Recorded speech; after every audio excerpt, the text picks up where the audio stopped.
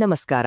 ಬನ್ನಿ ಇವತ್ತು ನಾವು ಮಾಘ ಅಮಾವಾಸ್ಯೆಯ ಈ ಪವಿತ್ರ ಸಮಯದಲ್ಲಿ ನಮ್ಮ ಬದುಕಿಗೆ ದಾರಿ ತೋರಿಸಬಲ್ಲ 3 ಅದ್ಭುತ ಕತೆಗಳನ್ನ ಕೇಳೋಣ. ಈ ಕತೆಗಳು ಕೇವಲ ಹಳೆ ಕಾಲದ ಕತೆಗಳಲ್ಲ, ಇವು ಇವತ್ತಿಗೂ ನಮ್ಮ ಜೀವನದ ದಿಕ್ಕನ್ನೇ ಬದಲಿಸಬಲ್ಲ ಶಕ್ತಿಯಿರೋ ಜ್ಞಾನದ ಭಂಡಾರ. ನಮ್ಮ ಇವತ್ತಿನ ಪಯಣ ಶುರುವಾಗೋದೇ ಒಂದು ಸರಳವಾದ ಆದ್ರೆ ತುಂಬಾನೇ ಆಳವಾದ ಪ್ರಶ್ನೆಯಿಂದ. ನಿಜವಾದ ಸಂಪತ್ತು ಅಂದ್ರೆ ಏನು? ನಾವು ಕೂಡಿಟ್ಟಿರೋದಾ ಅಥವಾ ನಾವು ಇನ್ನೊಬ್ರಿಗೆ ಕೊಟ್ಟಿರೋದಾ? ಈ ಪ್ರಶ್ನೆಗೆ ಉತ್ತರ ಹುಡುಕ್ತಾ 3 ಕಥೆಗಳ ಲೋಕದಲ್ಲಿ ಸಂಚಾರ ಮಾಡೋಣ. ಹಾಗಾದ್ರೆ ನಮ್ಮ ಮೊದಲ ಕಥೆಯೊಳಗೆ ಹೋಗೋಣ. ಈ ಕಥೆಯ ನಾಯಕ ಸೋಮಣ್ಣ, ವೃತ್ತಿಯಲ್ಲಿ ಒಬ್ಬ ಅಗಸ. ಅವನ ಹೃದಯದಲ್ಲಿ ಕರುಣೆಗೆ ಏನೂ ಕಮ್ಮಿ ಇರ್ಲಿಲ್ಲ, ಆದ್ರೆ ಅವನ ಬದುಕಲ್ಲಿ ಮಾತ್ರ ಬಡತನ ತಾಂಡವವಾಡ್ತಿತ್ತು. ಪ್ರತಿಯೊಂದು ದಿನವೂ ಅವನಿಗೊಂದು ದೊಡ್ಡ ಹೋರಾಟವೇ ಆಗಿತ್ತು. ಸೋಮಣ್ಣನ ಜೀವನ ಅಕ್ಷರಶಃ ಸಂಕಷ್ಟಗಳ ಸುಳಿಯಲಿ ಸಿಲುಕಿತ್ತು.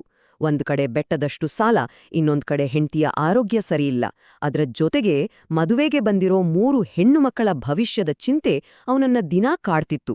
ಎಷ್ಟೇ ಬೆವರ್ಸುರಿಸಿ ದುಡಿದ್ರೂ ಬಡತನದ ನೆರಳು ಅವನನ್ನ ಬಿಟ್ಟು ಹೋಗ್ಲೇ ಇಲ್ಲ. ಈ ಎಲ್ಲ ಕಷ್ಟಗಳ ಮಧ್ಯೆ ಎಲ್ಲಿಂದ ಬಂತೋ ಏನೋ ಒಂದು ಕಪ್ಪು ನಾಯಿ ಅವನನ್ನ ಹಿಂಬಾಲಿಸೋಕೆ ಶುರುಮಾಡ್ತು. ಹೀಗಿರುವಾಗ ಒಂದು ದಿನ ಸೋಮಣ್ಣನ ಈ ಕರುಣೆ, ಈ ನಿಸ್ವಾರ್ಥ ಗುಣವನ್ನ ಗಮನಿಸಿದ ಒಬ್ಬ ಜ್ಞಾನಿ ಋಷಿ ಅವನ ಹತ್ರ ಬರ್ತಾರೆ. ಕತ್ತಲಲ್ಲಿ ಮುಳುಗಿದ್ದ ಸೋಮಣ್ಣನಿಗೆ ಆ ಋಷಿಯ ಮಾತುಗಳು ನಿಜಕ್ಕೂ ಒಂದು ದಾರಿದೀಪದ ಹಾಗೆ ಕಾಣಿಸಿದವು. ಎಲ್ಲೋ ಒಂದ್ ಕಡೆ ಹೊಸ ಭರವಸೆ ಮೂಡಿತು. ಋಷಿಗಳು ಹೇಳಿದ ಸಲಹೆ ಕೇಳೋಕ್ಕೆ ತುಂಬಾನೇ ಸರಳವಾಗಿತ್ತು. ಬರ್ತಿರೋ ಮಾಘ ಅಮಾವಾಸ್ಯೆ ದಿನ ಎಳ್ಳು, ಚಪ್ಪಲಿ ಮತ್ತೆ ಒಂದು ಛತ್ರಿಯನ್ನ ದಾನ ಮಾಡ್ಬೇಕಷ್ಟೆ. ಇಂಥ ಸಾಮಾನ್ಯ ವಸ್ತುಗಳು ತನ್ನ ಜೀವನವನ್ನೇ ಬದಲಾಯಿಸುತ್ತಾ ಅಂತ ಸೋಮಣ್ಣನಿಗೆ ಒಮ್ಮೆ ಆಶ್ಚರ್ಯ ಆಯಿತು. ಆದರೆ ವಿಧಿ ಅವನ ಪರೀಕ್ಷೆಯನ್ನ ಇನ್ನೂ ನಿಲ್ಲಿಸಿರ್ಲಿಲ್ಲ. ದಾನ ಮಾಡೋಕೆ ಅಂತ ಅವನು ಸಿದ್ಧತೆ ಮಾಡ್ಕೊಳ್ತಿದ್ದಾಗ್ಲೇ ಒಗೆಯೋಕ್ ಬಂದಿದ್ದ ಒಂದು ದುಬಾರಿ ರೇಷ್ಮೆ ಬಟ್ಟೆ ನದಿಯಲ್ಲಿ ಕೊಚ್ಕೊಂಡು ಹೋಯ್ತು. ಅಯ್ಯೋ, ಈ ಘಟನೆಯಿಂದ ಅವನ ಮೇಲೆ ಇನ್ನಷ್ಟು ಸಾಲದ ಹೊರೆ ಬಿತ್ತು. ದಾನ ಮಾಡೋ ಯೋಚನೆ ಕೂಡ ಮಾಡೋಕಾಗದ ಸ್ಥಿತಿಗೆ ತಲುಪುದ. ಎಲ್ಲ ಮುಗಿತು ಅನ್ಕೊಂಡಿದ್ದ ಸೋಮಣ್ಣನಿಗೆ ಆ ರಾತ್ರಿ ಒಂದು ಕನ್ಸು ಬಿತ್ತು. ಅದೇ ಕಪ್ಪು ನಾಯಿ ಕನ್ಸಲ್ಲಿ ಬಂದು ಹಳೆ ಶಿವನ ದೇವಸ್ಥಾನದ ಹಿಂದೆ ಅಗ್ಯೋಕ್ ಹೇಳ್ತು. ಎಚ್ಚರ ಆದಾಗ ಒಮ್ಮೆ ಅನುಮಾನ ಬಂದ್ರೂ ಕಳ್ಕೊಳೋಕೇನಿವೆ ಅಂತ ಸೋಮಣ್ಣ ಆ ಕನ್ಸಿನ ನಂಬಿ ಹೊರಟ. ಅಲ್ಲಿ ನಿಜಕ್ಕೂ ಅವನಿಗೆ ಅದೃಷ್ಟವೇ ಕಾದಿತ್ತು. ಬೆಳ್ಳಿ ನಾಣ್ಯಗಳಿಂದ ತುಂಬಿದ ಒಂದು ಮಡಕೆ ಸಿಕ್ತು. ತಕ್ಷಣ ಅವನು ಮೊದಲು ತನ್ನ ಸಾಲವನ್ನೆಲ್ಲ ತೀರ್ಸಿ ದಾನಕ್ಕಾಗಿ ಬೇಕಾದ ವಸ್ತುಗಳನ್ನ ಖರೀದಿ ಮಾಡ್ದ. ಅಮಾವಾಸ್ಯೆ ದಿನ ಬಂತು. ಅಂದು ಪ್ರಕೃತಿ ಕೂಡ ಅವನನ್ನ ಪರೀಕ್ಷೆ ಮಾಡ್ತಿತ್ತು. ಜೋರಾದ ಬಿರುಗಾಳಿ, ಮಳೆ. ಇದ್ರಲ್ಲೇ ದಾನ ಮಾಡೋಕೆ ಹೊರಟ ಸೋಮಣ್ಣನನ್ನ ನೋಡಿ ಶ್ರೀಮಂತರೆಲ್ಲ, ನೋಡಪ್ಪ, ಇವನಿಗೆ ತಿನ್ನೋಕೆ ಗತಿಯಿಲ್ಲ, ದಾನ ಮಾಡ್ತಾನಂತೆ ಅಂತ ನಕ್ರು. ಆದ್ರೆ ಸೋಮಣ್ಣನ ಸಂಕಲ್ಪ ಅಚಲವಾಗಿತ್ತು. ಯಾರ್ ಮಾತನ್ನೂ ಕೇಳ್ದೆ ಚಳಿಯಲಿ ಗಡಗಡ ಅಂತ ನಡುಗುತ್ತಿದ್ದ ಬರಿಗಾಲಿನ ಭಿಕ್ಷುಕನಿಗೆ ತನ್ನ ಹತ್ರ ಇದ್ದಿದ್ದನ್ನೆಲ್ಲ ಕೊಟ್ಬಿಟ್ಟ. ಈ ಕಥೆಯ ತಿರುಳೇ ಇಲ್ಲಿದೆ ನೋಡಿ.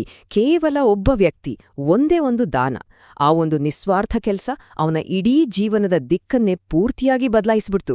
ಇದನ್ನೇ ಹೇಳೋದು ಒಂದು ಸಣ್ಣ ದಾನದ ದೊಡ್ಡ ಪ್ರತಿಫಲ ಅಂತ. ದಾನ ಮಾಡಿ ಸೋಮಣ್ಣ ಮನೆಗೆ ವಾಪಸ್ ಬಂದ್ರೆ ಅಲ್ಲೊಂದು ಮಹಾಪವಾಡವೇ ಕಾದಿತ್ತು. ಅವನ ಪುಟ್ಟ ಗುಡಿಸ್ಲಿನ ಜಾಗದಲ್ಲಿ ಒಂದು ದೊಡ್ಡ ಭವ್ಯವಾದ ಮನೆ ನಿಂತಿತ್ತು.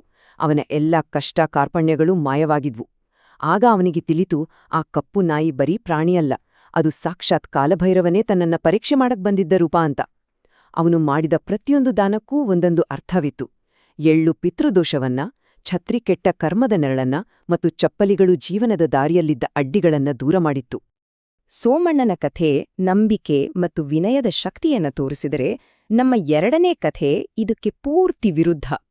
ಇದು ಜ್ಞಾನವಂತನಾಗಿದ್ರೂ ಅಹಂಕಾರದಿಂದ ದಾರಿ ತಪ್ಪಿದ ಕಾಶಿನಾಥ್ ಅನ್ನೋ ವಿದ್ವಾಂಸನ ಕಥೆ. ನಿಜ ಹೇಳಬೇಕಂದ್ರ ಇದು ನಮಗೊಂದು ಎಚ್ಚರಿಕೆಯ ಗಂಟೆ ಇದ್ಹಾಗೆ. ಕಾಶಿನಾಥನ ಪ್ರಕಾರ ಗ್ರಹಣ ಅಂದ್ರೆ ಬರೀ ವಿಜ್ಞಾನ, ಒಂದು ಆಕಾಶಕಾಯದ ನೆರಳು ಅಷ್ಟೇ. ಆದರೆ ಅವನ ತಂದೆಗೆ ಅದು ಒಂದು ಆಧ್ಯಾತ್ಮಿಕ ಶಕ್ತಿಯ ಏರಿಳಿತದ ಸಮಯ ಮತ್ತು ಆಚರಣೆಗಳು ನಮ್ಮನ್ನ ರಕ್ಷಿಸೋ ಕವಚಗಳು ಅಂತ ನಂಬಿಕೆ. ಇಲ್ಲಿ ನಾವು ನೋಡ್ತಿರೋದು ಬರೀ ತಂದೆ ಮಗನ ವಾದ ಅಲ್ಲ, ಇದು ಆಧುನಿಕ ತರ್ಕಕ್ಕೂ ಪ್ರಾಚೀನ ಜ್ಞಾನಕ್ಕೂ ಇರೋ ಒಂದು ದೊಡ್ಡ ಸಂಘರ್ಷ. ಇದು ನಮ್ಮನ್ನ ಒಂದು ಬಹಳ ಮುಖ್ಯವಾದ ಪ್ರಶ್ನೆಗೆ ತಂದು ನಿಲ್ಲಿಸುತ್ತೆ. ಕಾಶಿನಾಥನ ಹತ್ತಿರ ಪುಸ್ತಕದ ಜ್ಞಾನದ ರಾಶಿಯೇ ಇತ್ತು, ಆದರೆ ಅದಕ್ಕೆ ಬೇಕಾದ ವಿವೇಕ, ವಿನಯ ಅನ್ನೋದು ಇರ್ಲೇ ಇಲ್ಲ. ಹಾಗಾದ್ರೆ ವಿವೇಕ ಇಲ್ಲದ ಜ್ಞಾನ ಎಲ್ಲಿಗೆ ಕೊಂಡೊಯ್ಯುತ್ತೆ, ಏನಾಗುತ್ತೆ? ತನ್ನ ಜ್ಞಾನದ ಅಹಂಕಾರದಲ್ಲಿ ಕಾಶೀನಾಥ ಸಂಪ್ರದಾಯಗಳಿಗೆಲ್ಲ ಸವಾಲು ಹಾಕಿದ. ಗ್ರಹಣದ ಸಮಯದಲ್ಲಿ ಏನೂ ತಿನ್ಬಾರ್ದು ಅನ್ನೋ ನಿಯಮವನ್ನ ಮುರಿಯೋದಕ್ಕಾಗಿಯೇ ಊಟಕ್ಕೆ ಕೂತ. ಆದರೆ ವಿಧಿ ನೋಡಿ, ಅವನು ತಿಂದ ಮೊದಲ ತುತ್ತೇ ಅವನ ಕೊನೆಯ ತುತ್ತಾಯಿತು. ಅದೇ ಕ್ಷಣ ಎದೆಗೆ ಚುಚ್ಚಿದ ಹಾಗೆ ನೋವಾಗಿ ಅಲ್ಲೇ ಕುಸಿದು ಪ್ರಾಣ ಬಿಟ್ಟ. ಸತ್ತ ಮೇಲೆ ಕಾಶೀನಾಥ ಮಹಾದೇವನ ಮುಂದೆ ನಿಂತ. ಅವನ ಅಹಂಕಾರವೆಲ್ಲ ಕರಗಿ ಹೋಗಿತ್ತು. ಆಗ ಶಿವ ಅವನಿಗೆ ವಿವರಿಸಿದ, ನಿನ್ನ ತಲೆ ತುಂಬ ಶಾಸ್ತ್ರಗಳಿದ್ದವು ನಿಜ, ಆದರೆ ನಿನ್ನ ಹೃದಯದಲ್ಲಿ ಗೌರವವೇ ಇರಲಿಲ್ಲ. ನೀನು ಮೂಢನಂಬಿಕೆ ಅಂತ ಯಾವ ಆಚರಣೆಗಳನ್ನ ತಿರಸ್ಕರಿಸಿದ್ಯೋ ಅವೇ ನಿನ್ನನ್ನು ದುಷ್ಟಶಕ್ತಿಗಳಿಂದ ಕಾಪಾಡುತ್ತಿದ್ದ ಆಧ್ಯಾತ್ಮಿಕ ಕವಚ. ಕಾಶೀನಾಥನ ಪಶ್ಚಾತ್ತಾಪವನ್ನ ನೋಡಿದ ಮಹಾದೇವ ಅವನಿಗೆ ಇನ್ನೊಂದು ಅವಕಾಶ ಕೊಟ್ಟ. ಈ ಸಾರಿ ಅವನೊಬ್ಬ ಬಡ ಪೂಜಾರಿಯ ಮಗನಾಗಿ ಹುಟ್ಟಿದ. ತನ್ನ ಹಿಂದಿನ ಜನ್ಮದ ತಪ್ಪನ್ನ ಸರಿಪಡಿಸ್ಕೊಳ್ತಾ ತನ್ನ ಜ್ಞಾನವನ್ನ ವಿನಯದಿಂದ ಎಲ್ಲರಿಗೂ ಹಂಚಿ ಸಂಪ್ರದಾಯಗಳ ಹಿಂದಿನ ವಿಜ್ಞಾನವನ್ನ ಜನರಿಗೆ ತಿಳಿಸ್ತಾ ತನ್ನ ಜೀವನವನ್ನ ಸಾರ್ಥಕ ಮಾಡ್ಕೊಂಡ. ಸರಿ, ನಾವು ನಂಬಿಕೆಯ ಶಕ್ತಿಯನ್ನ ನೋಡಿದ್ವಿ, ಅಹಂಕಾರದ ಅಪಾಯವನ್ನು ನೋಡಿದ್ವಿ. ಈಗ ನಮ್ಮ ಮೂರನೇ ಮತ್ತು ಕೊನೆಯ ಕಥೆ. ಇದು ತ್ಯಾಗ ಮತ್ತು ನಿಸ್ವಾರ್ಥತೆಯ ಇನ್ನೊಂದು ಮುಖವನ್ನ ತೋರಿಸುತ್ತೆ. ಇದು ಶಿವಶರ್ಮಾ ಅನ್ನೋ ಧರ್ಮನಿಷ್ಠ ಪೂಜಾರಿ ಮತ್ತು ಅವರ ಪತ್ನಿ ಪಾರ್ವತಿಯ ಕಥೆ. ಅವರ ಮನೆಯಲ್ಲಿ ಬಡತನವಿತ್ತು, ಆದ್ರೆ ಅವರ ಹೃದಯದಲ್ಲಿ ಭಕ್ತಿ ತುಂಬಿ ತುಳುಕುತ್ತಿತ್ತು.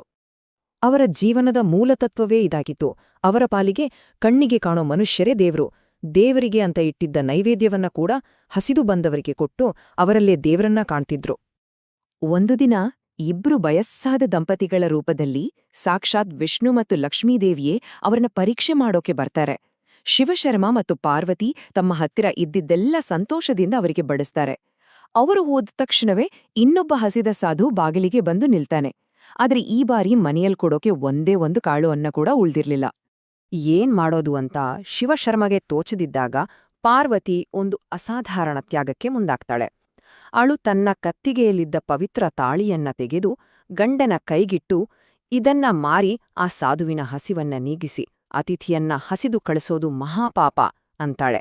ಅವಳ ಪಾಲಿಗೆ ಪತಿಯ ಜೊತೆಗಿರೋದೇ ನಿಜವಾದ ಮಾಂಗಲ್ಯವಾಗಿತ್ತು. ಅವರ ಈ ಅಂತಿಮ ತ್ಯಾಗವನ್ನ ನೋಡಿದಾಗ ಆ ಅತಿಥಿಗಳು ತಮ್ಮ ನಿಜ ಸ್ವರೂಪವನ್ನ ಪ್ರಕಟ ಮಾಡ್ತಾರೆ. ಅವರ ನಿಸ್ವಾರ್ಥತೆಗೆ ಮೆಚ್ಚಿ ಆ ದಂಪತಿಗಳಿಗೆ ಅಪಾರ ಸಂಪತ್ತನ್ನ ಕೊಟ್ಟು ಆಶೀರ್ವಾದ ಮಾಡ್ತಾರೆ. ಶಿವಶರ್ಮಾ ಮತ್ತು ಪಾರ್ವತಿ ಆ ಸಂಪತ್ತನ್ನ ಬಳಸಿ ಬಡವರಿಗೆ ಅನ್ನ ನೀಡೋ ಒಂದು ದೊಡ್ಡ ಅನ್ನದಾನ ಸತ್ರವನ್ನೇ ಸ್ಥಾಪಿಸ್ತಾರೆ. ಒಬ್ಬ ಬಡ ಅಗಸ, ಒಬ್ಬ ಅಹಂಕಾರಿ ವಿದ್ವಾಂಸ ಮತ್ತೆ ಒಬ್ಬ ತ್ಯಾಗಿ ಪೂಜಾರಿ. ಈ ಮೂರು ಬೇರೆ ಬೇರೆ ಕಥೆಗಳು ನಮಗೆಲ್ಲ ಒಂದೇ ಸತ್ಯವನ್ನ ಹೇಗೆ ಹೇಳುತ್ತವೆ? ಬನ್ನಿ ಇದರ ಸಾರಾಂಶವನ್ನ ಈಗ ನೋಡೋಣ. ಈ ಕಥೆಗಳು ಬರೀ ಮನೋರಂಜನೆಗೆ ಅಲ್ಲ, ಇವು ನಮ್ಮ ಜೀವನಕ್ಕೆ ತುಂಬಾನೇ ಮುಖ್ಯವಾದ ಪಾಠಗಳನ್ನ ಹೇಳ್ತವೆ. ಹಾಗಾದ್ರೆ ಈ ಕಥೆಗಳಿಂದ ನಾವು ಕಲಿಬೇಕಾದ ಪಾಠವಾದ್ರೂ ಏನು? ಈ ಎಲ್ಲಾ ಕಥೆಗಳ ಸಾರಾಂಶ ಇಲ್ಲಿದೆ. ಸೋಮಣ್ಣನ ಕಥೆ ನಿಸ್ವಾರ್ಥ ದಾನದಲ್ಲಿರೋ ಶಕ್ತಿಯನ್ನ ತೋರಿಸಿದ್ರೆ, ಕಾಶೀನಾಥನ ಕಥೆ ಜ್ಞಾನದ ಜೊತೆ ವಿನಯ ಎಷ್ಟು ಮುಖ್ಯ ಅಂತ ಎಚ್ಚರಿಸುತ್ತೆ. ಇನ್ನು ಶಿವಶರ್ಮನ ಕಥೆಯಂತೂ ಅಚಲವಾದ ನಂಬಿಕೆ ಮತ್ತು ಇತರರಲ್ಲಿ ದೈವತ್ವವನ್ನ ಕಾಣೋದರ ಮಹತ್ವವನ್ನ ಸಾರಿ ಸಾರಿ ಹೇಳುತ್ತೆ. ಹಾಗಾಗಿ ಈ ಪ್ರಾಚೀನ ಕಥೆಗಳು ನಮ್ಮ ಮುಂದೆ ಒಂದು ಸ್ಪಷ್ಟವಾದ ಆಯ್ಕೆಯನ್ನ ಇಡ್ತವೆ. ನಮ್ಮ ಜೀವನದ ತಕ್ಕಡಿಯಲ್ಲಿ ನಾವು ಯಾವುದಕ್ಕೆ ಹೆಚ್ಚು ತೂಕ ಹಾಕ್ತೇವೆ? ಕಣ್ಣಿಗೆ ಕಾಣೋ ಭೌತಿಕ ಸಂಪತ್ತಿಗ ಅಥವಾ ನಮ್ಮೊಳಗಿರೋ ಕರುಣೆ, ನಂಬಿಕೆ ಮತ್ತು ಸೇವಾ ಮನೋಭಾವಕ್ಕ? ಈ ಪ್ರಶ್ನೆಗೆ ಉತ್ತರ ನಮ್ಮೆಲ್ಲರೊಳಗೆ ಅಡಗಿದೆ.